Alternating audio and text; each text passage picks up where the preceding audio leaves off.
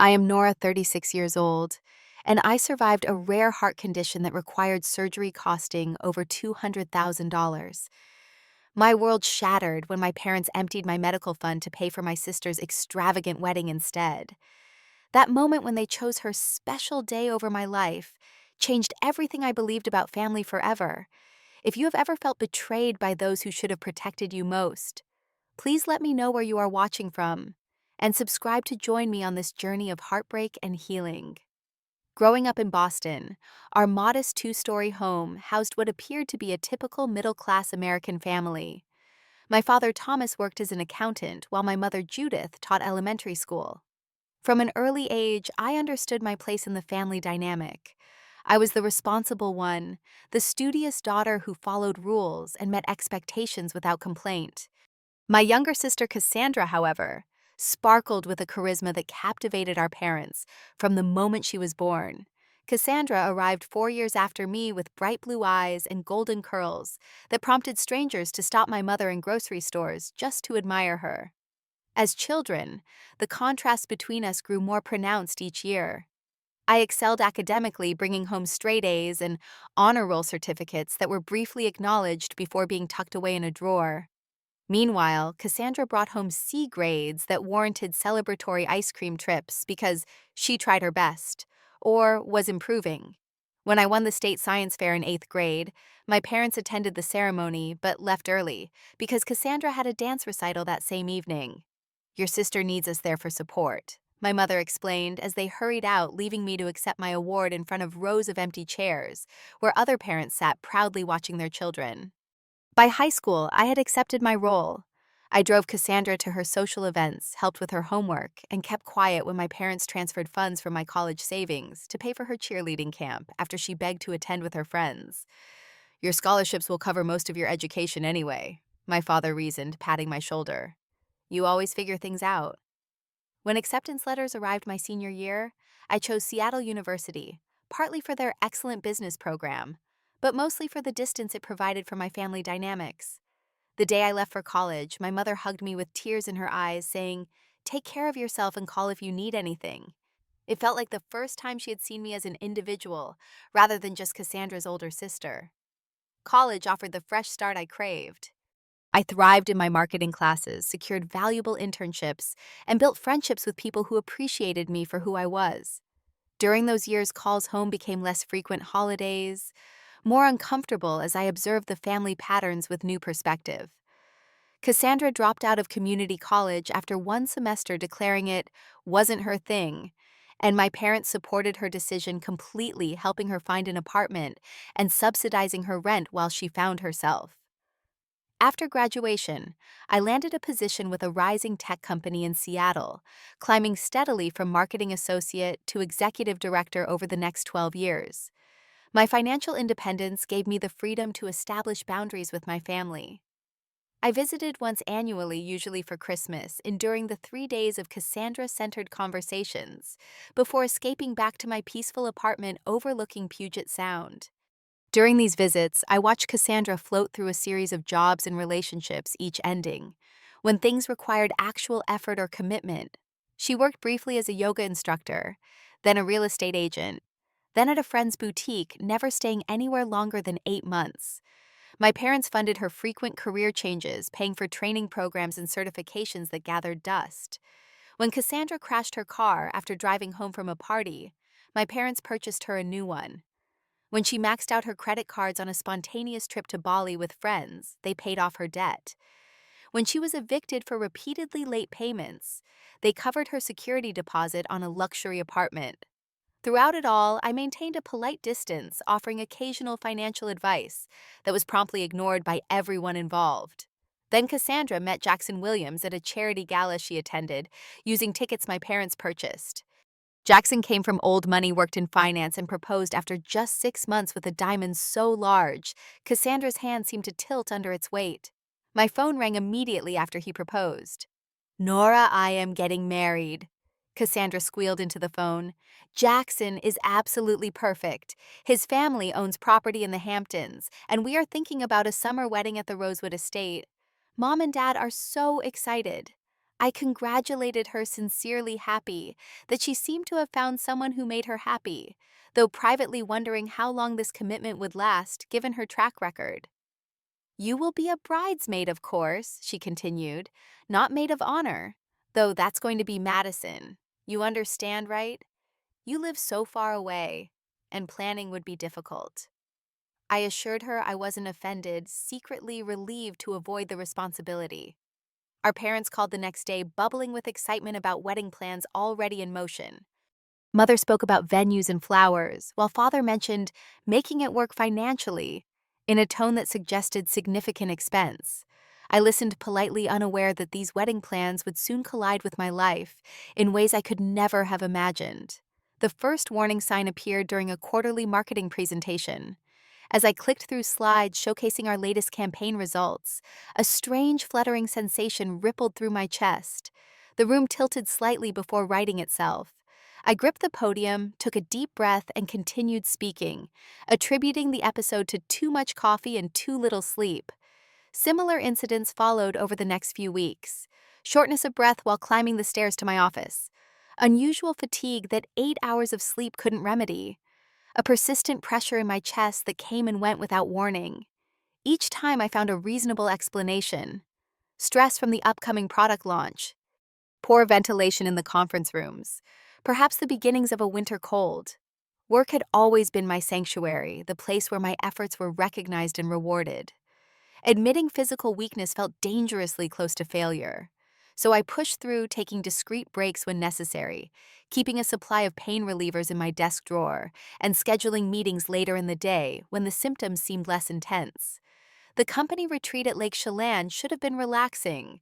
Colleagues gathered for team-building activities and strategy sessions in a picturesque mountain lodge. During a morning hike, I lagged behind each step, requiring more effort than it should have. Laura, our HR director, noticed my struggle and dropped back to walk beside me. "Everything okay, Nora? You look pale." "Just out of shape." I laughed, leaning against a tree as another wave of dizziness washed over me. "Should have spent less time at my desk and more at the gym this year." Laura frowned. "Maybe you should head back to the lodge and rest." "I will in a minute," I promised, straightening up with determination. Just catching my breath. Those were the last words I spoke before darkness swept in from the edges of my vision. I woke to frantic voices and the realization I was being carried on a stretcher.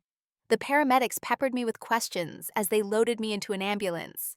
My colleagues stood watching, faces etched with concern, as the doors closed and sirens began their urgent wail.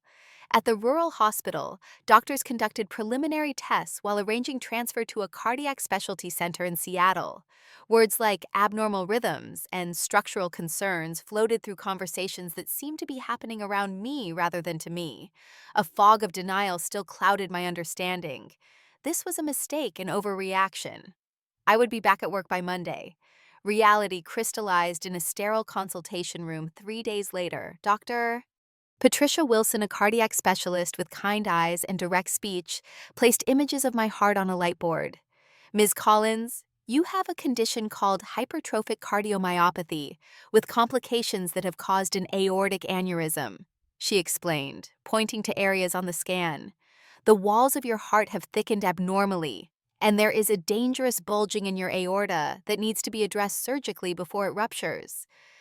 The technical terms washed over me as I struggled to process their meaning. "How serious is this?" "Without intervention, this condition is life-threatening," Dr. Wilson said gently. "The good news is that with proper treatment, patients can go on to live normal, healthy lives. You will need specialized surgery followed by cardiac rehabilitation." "Surgery?" I repeated numbly. "When?" "As soon as possible. Ideally within the next month." My mind immediately turned practical. "My insurance, though." Wilson's expression told me everything before she spoke. "Your insurance will cover a portion, but this particular procedure is highly specialized. Dr. Gabriel Suarez at Northridge Cardiac Institute is the best surgeon for your specific case, but he's out of network. Between the surgery, hospital stay, and rehabilitation, you're looking at approximately $215,000 out of pocket." The figure hit me like a physical blow. I had savings a good 401k, but nowhere near that amount in liquid assets. My salary was excellent, but not miraculous. Are there other options? I asked, already knowing the answer from her expression. There are other surgeons, yes, but given the complexity of your case, Dr. Suarez offers the best outcome. I don't recommend compromising on care for this procedure. The next 2 weeks became a blur of appointments, second opinions, and late nights researching treatment options. Each specialist confirmed Dr. Wilson's assessment. Each financial counselor delivered the same sobering news about costs. My insurance provider explained the coverage limitations in a 45-minute phone call that essentially boiled down to, "Sorry, that's how the policy works." I explored medical loans, liquidating investments, even selling my apartment. Nothing generated enough funds quickly enough without creating devastating long-term consequences. My boss Martin called me into his office after hearing about my situation. "Take whatever time you need," he said firmly. "Your position will be waiting when you return, and the company will contribute what we can, though I wish it could be more." My Seattle friends rallied immediately.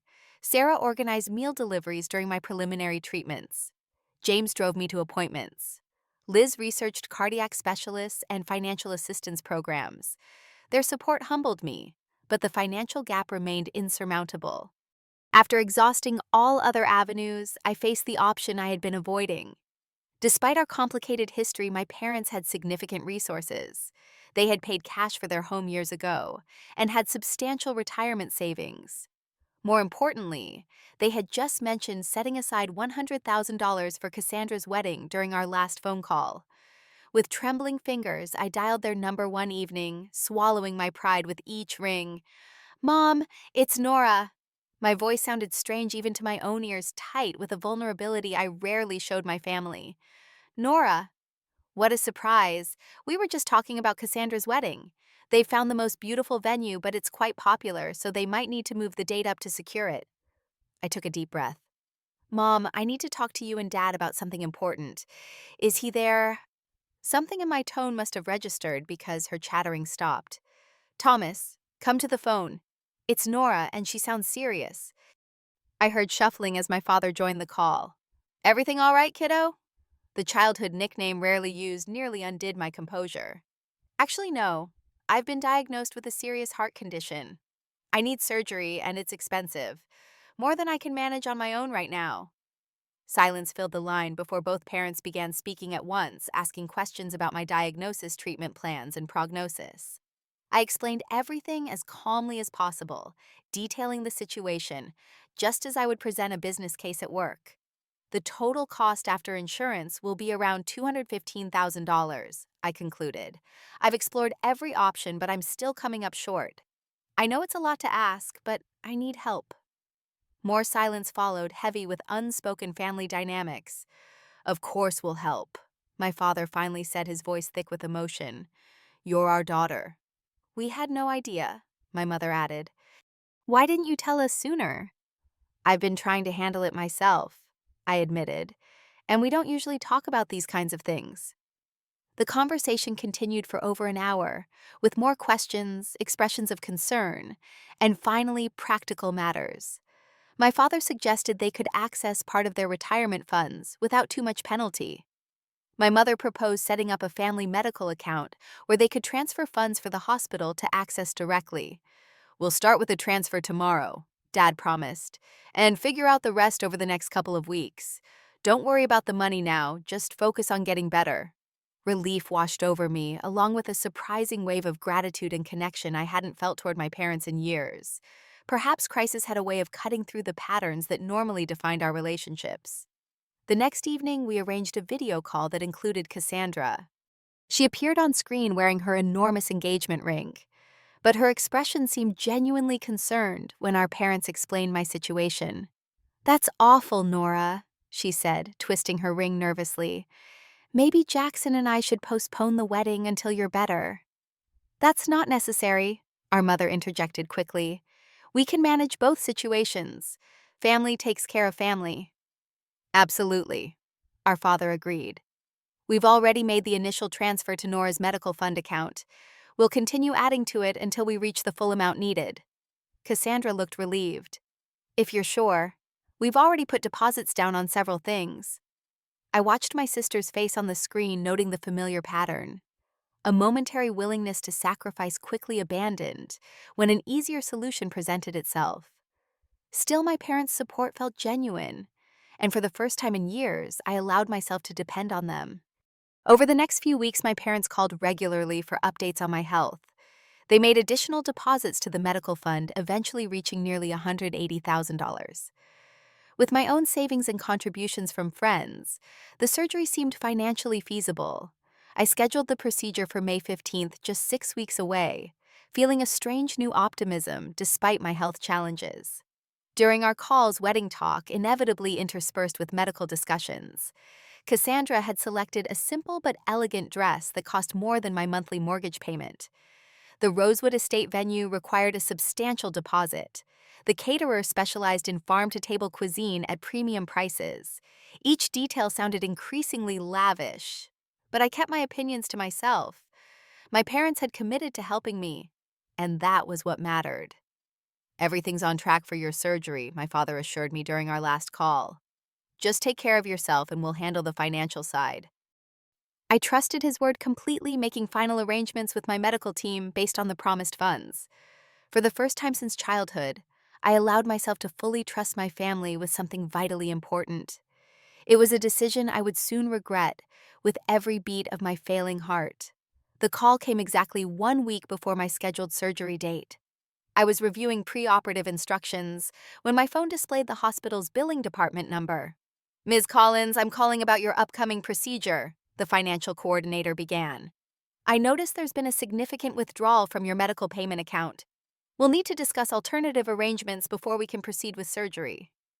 "Withdrawal," I repeated, confusion clouding my thoughts. There must be a mistake. My parents have been depositing funds, not withdrawing them. According to our records, $178,500 was removed from the account yesterday afternoon. The authorization came from the primary account holder, which appears to be your father, Thomas Collins. The room seemed to tilt as I gripped the phone tighter. "That's not possible. Please double-check your records." "I'm looking at the transaction history right now," she replied, sympathy creeping into her professional tone. "The funds were indeed withdrawn. Without payment assurance, we'll need to postpone your procedure." I thanked her automatically and ended the call, then immediately dialed my parents. The call went straight to voicemail. I tried again with the same result. Text messages to both parents remained unanswered as minutes stretched into hours. Finally, my phone chimed with a text notification. From Cassandra, not my parents. "OMG, disaster averted, venue canceled on us last minute, but Mom and Dad found us something even better. Stressful. Few days, but wedding back on track. So relieved." Cold understanding washed over me as I read the message again. With shaking hands, I called my father once more. This time he answered on the fourth ring, his voice uncharacteristically hesitant. "Nora, I was going to call you tonight." "The hospital called me," I said, fighting to keep my voice steady. "They said all the money for my surgery is gone. Did you take it?" The silence that followed told me everything. "It's complicated," he finally sighed. There was an emergency with Cassandra's wedding plans. The Rosewood Estate double-booked their venue and canceled her reservation. She was devastated. We had to find an alternative immediately or lose everything already invested. The only available venue was Lakeview Manor, and they required full payment up front. The pieces clicked into place. "So you took my surgery money to pay for her wedding venue?" "It's just a temporary measure," he insisted, voice strengthening with defensive energy. "The wedding is in 3 weeks. Once that's done, we'll replace the funds right away. You can reschedule your surgery for July or August." The casual way he suggested postponing a life-saving procedure ignited something primal within me. "Dad, my surgery isn't elective. It's necessary to keep me alive. The doctors have been clear about the risks of waiting." "Now you're being dramatic," he replied, sounding more like himself. "Your mother spoke with her friend whose nephew had heart problems, and he waited 6 months for his procedure. You'll be fine for a few more weeks." Before I could respond, I heard my mother's voice in the background. My father put me on speakerphone. "Nora, honey, please try to understand," my mother began. Cassandra's wedding can't be postponed. All the arrangements are made, guests have booked travel, and this is her special day. Your surgery can be rescheduled. This isn't about rescheduling a dinner reservation, I said, my voice rising despite my efforts to remain calm. This is about a life-threatening condition that needs immediate treatment. Don't you think you're overreacting? My mother countered. The doctors always make things sound worse than they are. Besides, Cassandra would be heartbroken if her wedding had to be canceled. She's been dreaming of this day her whole life. I closed my eyes, suddenly exhausted. And I've been dreaming of staying alive. Now that's just manipulative, my mother snapped. We're not choosing Cassandra over you. We're just asking you to be patient for a few more weeks. Family means making sacrifices for each other. The irony of her statement might have made me laugh if I hadn't been struggling to breathe. The stress of the conversation had triggered another episode. Pain radiated across my chest as my heart struggled with its damaged structure. I have to go, I managed to say, ending the call before they could respond. Within minutes, my phone lit up with a call from Cassandra. Against better judgment, I answered. How could you make Mom and Dad feel so guilty? She demanded without preamble. They're just trying to help both of us by taking money specifically set aside for my medical care. It's an emergency. The Rosewood people were completely unprofessional.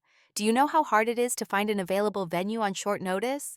Lakeview Manor is actually perfect, but they're exclusive and required immediate payment. Cassandra, I said slowly, fighting through increasing pain. I need that surgery to live. Don't be so melodramatic, she scoffed. Jackson's aunt is a nurse, and she says most heart surgeries can wait. My wedding date can't. Everyone has already arranged travel. You're being selfish trying to make this about you. The room began to spin as pressure built in my chest. I can't have this conversation right now. Of course not, Cassandra snipped. When anything doesn't go your way, you just shut down. Some things never change. I ended the call and stumbled to my kitchen drawer where I kept emergency medication. As I reached for the prescription bottle, another wave of pain crashed through me, and darkness closed in from all sides. My last conscious thought was the bitter realization that my family had effectively chosen flowers and cake over my life. I woke to the sound of an ambulance siren and the concerned face of my neighbor Diane looking down at me. She had heard the thump when I collapsed and used the emergency key I had given her months ago to check on me.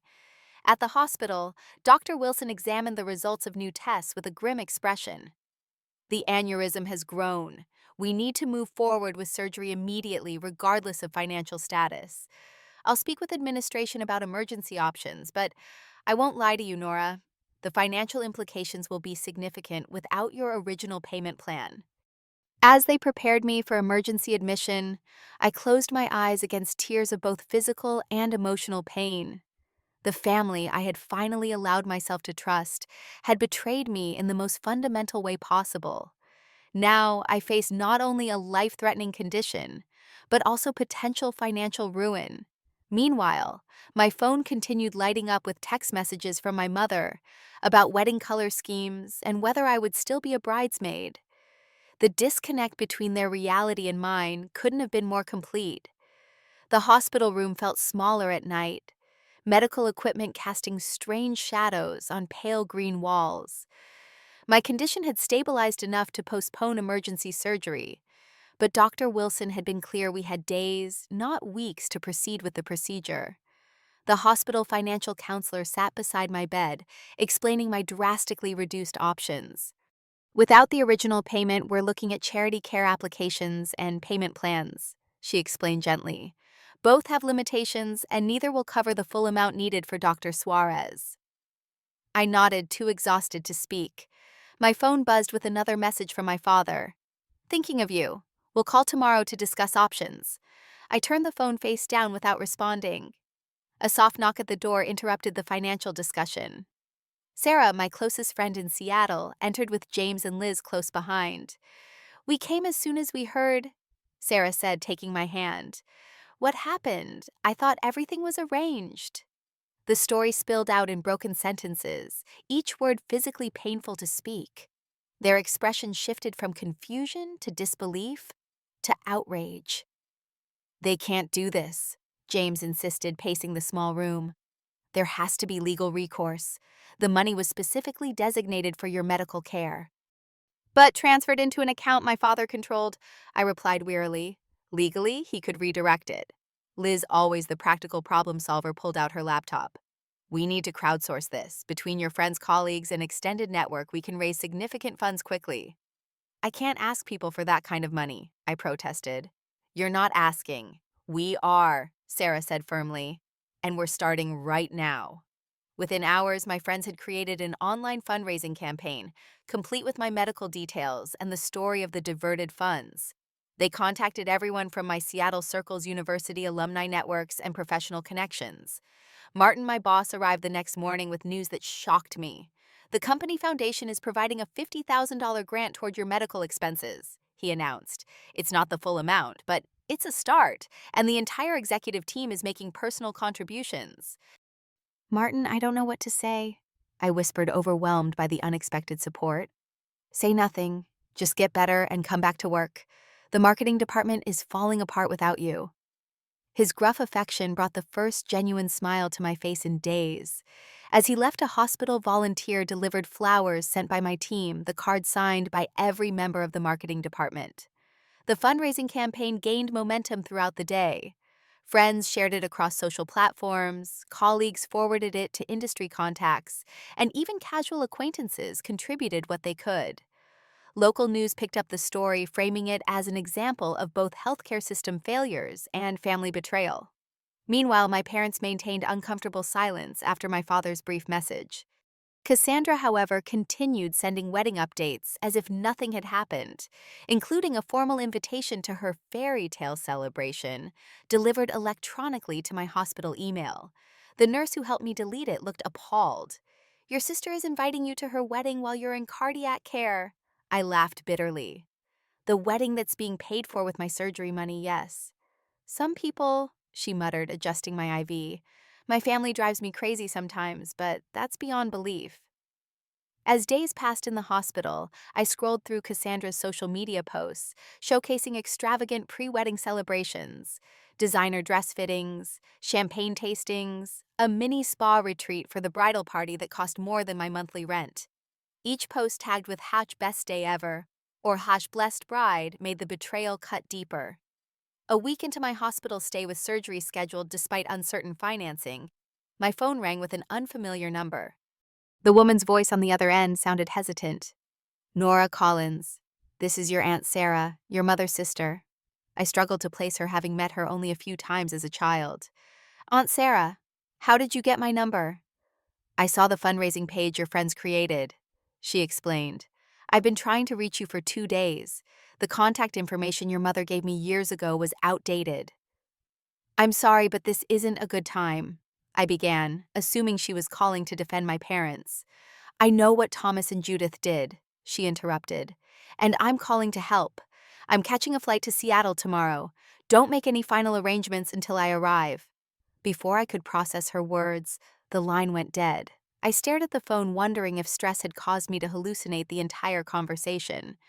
But the next afternoon, a slender woman with silver-streaked auburn hair appeared in my hospital doorway carrying a small suitcase. Nora, she said simply. I'm here to help. Aunt Sarah arrived like an unexpected character, in the third act of a play completely changing the narrative trajectory. As she settled into the chair beside my hospital bed, I studied her face, searching for resemblance to my mother. They shared the same nose and chin, but where my mother's expression typically held barely concealed judgment, Aunt Sarah's radiated straightforward compassion. We haven't seen each other since you were about 12, she said, answering my unspoken question. There was a disagreement between your mother and me. She felt I was interfering in family matters. What kind of disagreement? I asked cautiously. Sarah's mouth tightened. I confronted your parents about their favoritism toward Cassandra. It was obvious even then, and I worried about how it was affecting you. Judith didn't appreciate my concerns, and Thomas backed her decision to distance me from the family. The revelation stunned me. Someone had noticed and tried to intervene all those years ago. After seeing your medical fundraiser, I did some digging, Sarah continued. Found out about the wedding venue situation through a mutual acquaintance. History repeating itself, unfortunately. You mean they've done something like this before? She nodded grimly. When we were young adults, our grandmother left money specifically for my education. Judith convinced our parents I didn't really need it since I already had a job, while she needed funds to establish her household with Thomas. I ended up working 2 jobs to finish college, while she furnished their first home with antiques. The parallel made me dizzy. So you understand. Better than most, she agreed. Now, about your surgery. I spoke with your doctor this morning before coming up. She explained the situation and costs involved. It's an impossible amount, I admitted, even with the fundraiser and company contribution. Not impossible, Sarah corrected, opening her handbag. She removed a folder containing financial documents. I've been fortunate in my investments over the years. No children of my own to spend it on. I can cover the remaining amount needed for your procedure with Dr. Suarez. I stared at her, unable to process what she was saying. You can't be serious. That's too much to offer someone you barely know. Your family, she said simply. The kind worth helping. Within hours, Sarah had met with the hospital financial department, arranged for the remaining payment, and ensured my surgery would proceed as medically indicated. Dr. Suarez visited that evening to review the surgical plan, now that financing was secured. We'll proceed tomorrow morning, he confirmed. The earlier imaging shows significant progression of the aneurysm. This timing is crucial.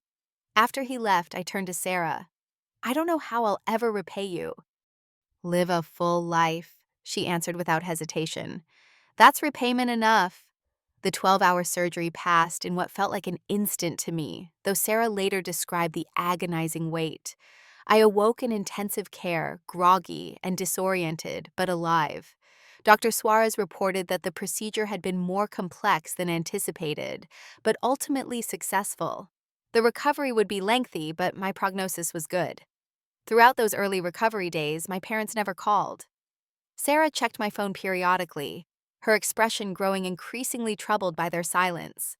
Cassandra sent a single text the day after her wedding. Married, best day of my life, hope your surgery stuff worked out. When I was stable enough for a longer conversation, Sarah sat beside my bed and took my hand. There's something you should know. I reached out to your parents after your surgery. My heart monitor betrayed my spike in anxiety. What did they say? Judith expressed surprise that the surgery had proceeded, saying they'd planned to help once the wedding was over. When I explained that I had covered the costs, she seemed more concerned about how I had interfered than about your condition. The news hurt, but didn't surprise me. And my father, Thomas said little, letting Judith speak for both of them. He did ask if you were all right at least. 2 weeks after surgery, as I was preparing to transfer from the hospital to a rehabilitation facility, my parents finally called. My finger hovered over the decline button before curiosity won out.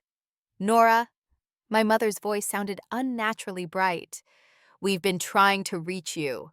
The obvious lie stung. No, you haven't. Well, we've been thinking about you, she amended without missing a beat. The wedding was beautiful, though of course we missed having you there. Cassandra understood completely given your situation.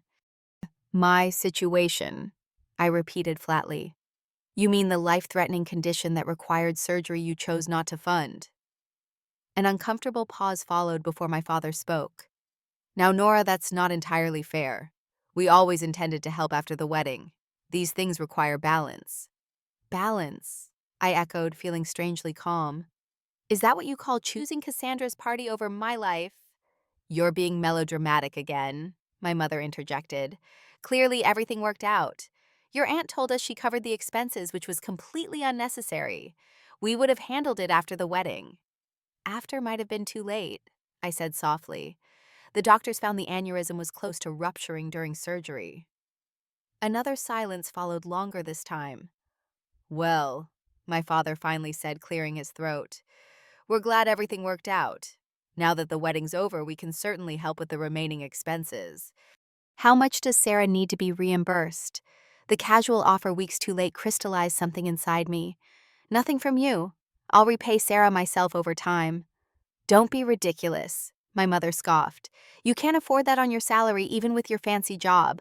Let us help now that we can. The time for your help has passed. I replied, surprised by my own steadiness. I needed parents who would choose my life over a party. You made your priorities clear. That's unfair, my father protested. We were caught in an impossible situation. No, I corrected him. You were caught in an inconvenient situation with a very obvious moral choice. You chose wrong. So that's it, my mother demanded. You'll hold this against us forever. That's not what family does. You taught me exactly what family does, Mom. I'm just applying the lesson. I ended the call as Aunt Sarah entered the room, her expression telling me she'd heard enough to understand. She said nothing, simply sitting beside me and holding my hand as I finally allowed myself to cry for the family I had wanted versus the one I actually had. 2 days later, Cassandra called, her voice indignant. Mom and Dad are really upset after talking to you. They're trying to help and you're punishing them for one mistake. It wasn't a mistake, I replied calmly. It was a choice that revealed their true priorities. And yours. What's that supposed to mean? She demanded. You knew where that money came from, Cassandra. You knew it was for my surgery, yet you accepted it for your venue without hesitation. I was going to pay it back from wedding gifts, she insisted. It's not my fault you rushed ahead with surgery instead of waiting. The absurdity of her statement might have made me laugh if it weren't so painful. Goodbye, Cassandra. Enjoy your honeymoon. As physical rehabilitation progressed over the following weeks, I began a different kind of recovery as well. With Sarah's support and regular sessions with a therapist specializing in family trauma, I started processing decades of dynamics I had normalized. Each realization hurt, but each also brought clarity that felt surprisingly freeing. The autumn leaves created a vibrant canopy as I walked slowly but steadily through Discovery Park 1 year after my surgery. Beside me, Aunt Sarah maintained a watchful eye, though her hovering had decreased as my strength returned. Dr. Wilson says your recovery has exceeded expectations, she commented, adjusting her scarf against the October breeze. I nodded, breathing deeply, without the pain that had once accompanied such a simple action. The human body is remarkable.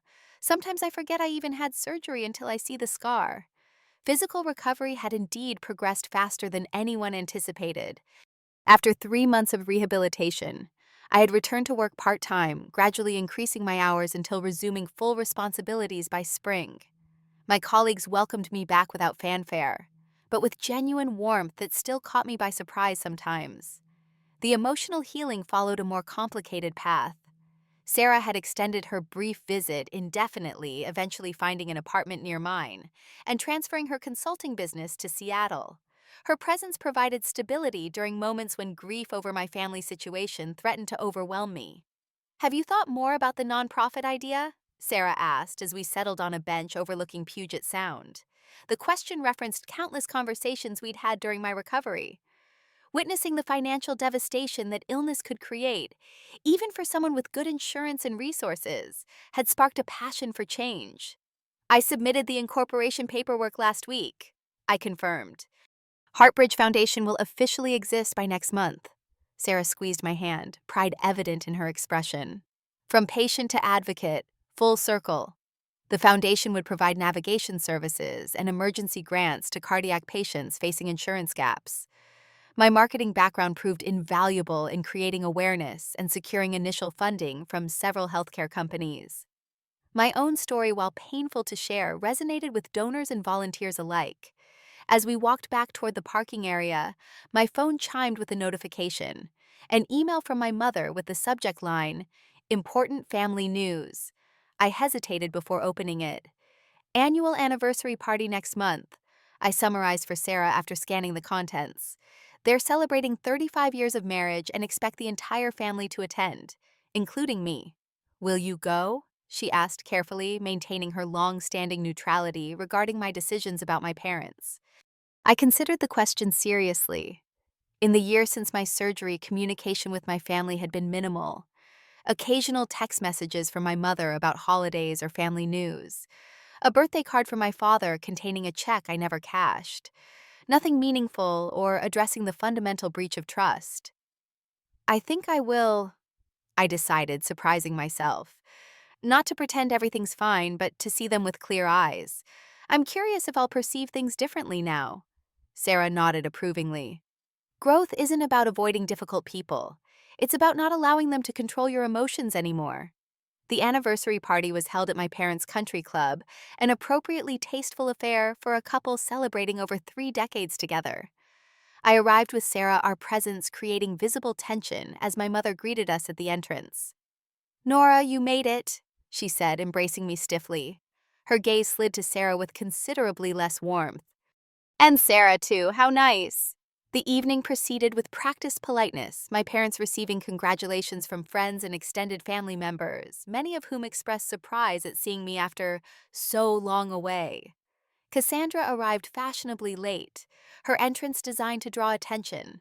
The massive diamond still adorned her finger, though I noticed her husband's tight expression as she ordered another glass of champagne. During a quiet moment near the dessert table, my father approached looking uncomfortable but determined. You look well, he began awkwardly. The surgery was successful then. Completely, I confirmed. No complications. He nodded, fiddling with his wedding band. Your mother and I have been talking. We'd like to put last year's unpleasantness behind us. Family should stick together. The familiar phrase triggered something between anger and pity. Last year's unpleasantness wasn't a misunderstanding, Dad. It was a culmination of lifetime patterns. His expression hardened slightly. We did our best raising you girls. Parents aren't perfect. There's a difference between imperfection and consistent favoritism, I replied calmly. What happened with my surgery fund wasn't an isolated incident. It was consistent with choices you and Mom have always made. Before he could respond, Cassandra appeared, inserting herself between us. Daddy Jackson's being difficult again about the credit card situation. Can we talk privately? My father's attention immediately shifted to her concern, replacing defensiveness. What happened this time? He's overreacting about a few purchases. She sighed dramatically. You know how controlling he can be about money. They moved away together, the familiar dynamic reasserting itself without hesitation. Minutes later, my mother joined them. The three heads bent together in private conversation that I could easily imagine centered on solving Cassandra's latest crisis. Sarah found me watching them from across the room. Some things never change, she observed. No, I agreed, but my response to them has. Later that evening, my mother cornered me near the coat check. Your father mentioned you were being difficult about reconciliation. After everything we've done for you over the years, this continued grudge seems childish. In the past, such a statement would have triggered either defensive anger or guilty acquiescence. Now, I felt only a calm certainty. I'm not holding a grudge, Mom. I'm acknowledging reality and protecting myself accordingly. What does that mean exactly? She demanded.